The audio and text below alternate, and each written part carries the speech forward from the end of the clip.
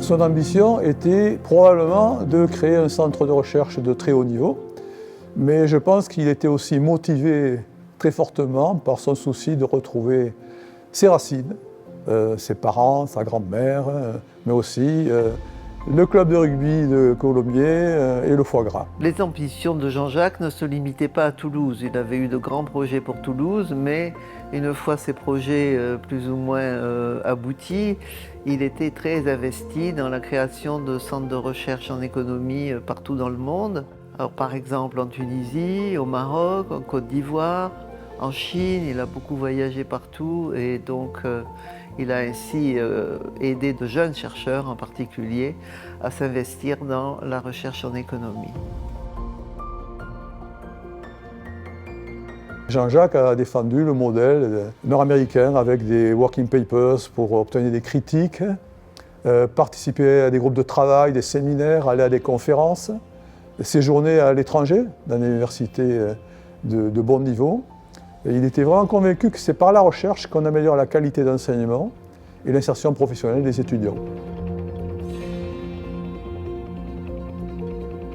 Il y a eu une première étape que je qualifierais d'académique, qui couvre la décennie 1980, où Jean-Jacques s'est appuyé sur des enseignants en place comme Michel Moreau, André Grimaud, Bernard Belloc, en les incitant à développer et publier leurs travaux.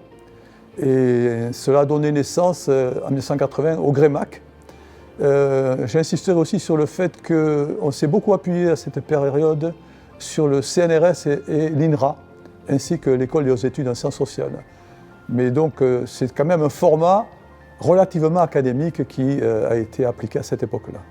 Au cours de cette décennie a aussi été créé le magistère d'économiste statisticien, qui a permis de recruter des gens comme Jean-Charles Rocher et Jean-Pierre Florent et de former des flux d'étudiants très dynamiques qui sont devenus ensuite des chercheurs, des cadres de haut niveau. L'étape suivante a commencé après que Jean-Jacques ait fait un séjour assez long aux États-Unis et à son retour, il s'est fixé pour objectif d'obtenir des ressources suffisantes permettant de fidéliser des chercheurs toulousains ou de faire revenir en France des expatriés de très haut niveau, et les deux exemples principaux, c'est Jean Tirole et Jacques Rémer. L'idée était de lier sa recherche et de rechercher le soutien de monopoles publics en cours de dérégulation.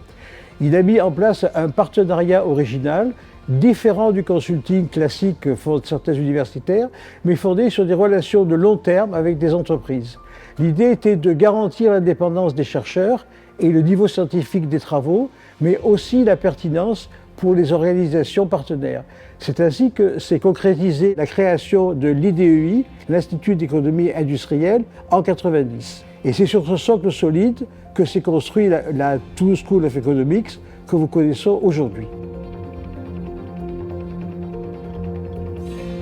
Jean-Jacques était très investi dans les problèmes d'économie dans le monde. Il pensait que c'était le problème numéro 1 à résoudre. Et donc, il s'est beaucoup investi dans ses recherches. Dans la continuité de ces dernières recherches, j'ai créé cette association dans le but de pouvoir aider de jeunes économistes venus de pays en développement, de manière à ce qu'ils puissent venir étudier à Toulouse au sein de TSE, et surtout les aider à arriver en première année à étudier à Toulouse. La plupart des dons proviennent de la communauté de TSE qui s'est beaucoup investie pour m'aider dans l'organisation de cette association. Donc maintenant, je passe la main à Giving to TSE qui gère la levée de dons et la distribution des bourses qui s'appelle Toutes Bourses Jean-Jacques Lafont.